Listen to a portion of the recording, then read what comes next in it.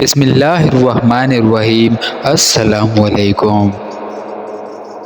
کسائیوں کے ترازو کی چیک اپ۔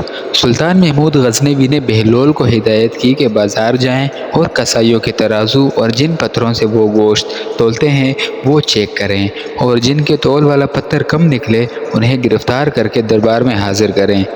بہلول بازار جاتے ہیں، پہلے کسائی کا تول والا پتھر چیک کرتے ہیں تو وہ کم نکلتا ہے۔ کسائی سے پوچھتے ہیں کہ حالات کیسے چل رہے ہیں؟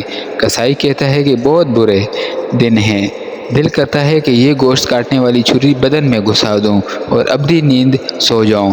بہلول آگے بڑھتے ہیں اور دوسرے کسائی کے تول والے پتھر کو چیک کرتے ہیں، وہ بھی کم نکلتا ہے۔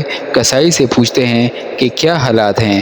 وہ کہتا ہے کہ کاش اللہ نے پیدا ہی نہ کیا ہوتا، بہت ذلالت کی زندگی گزار رہا ہوں۔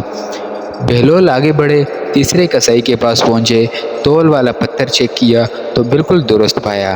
کسائی سے پوچھا کہ زندگی کیسے گزر رہی ہے؟ کسائی نے کہا اللہ تعالیٰ کا لاکھ لاکھ شکر ہے، بہت خوش ہوں۔ اللہ تعالیٰ نے بڑا کرم کیا ہے، اولاد نیک ہے، زندگی بہت اچھی گزر رہی ہے۔ بہلول واپس آتے ہیں، سلطان محمود غزنوی پوچھتے ہیں کہ کیا پروگریس ہے؟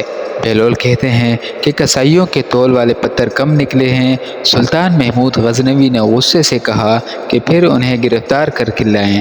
کیوں نہیں؟ بہلول نے کہا اللہ تعالیٰ انہیں خود سزا دے رہا ہے، ان پر دنیا تنگ کر دی گئی ہے تو یہاں لانے کا کیا ضرورت تھی؟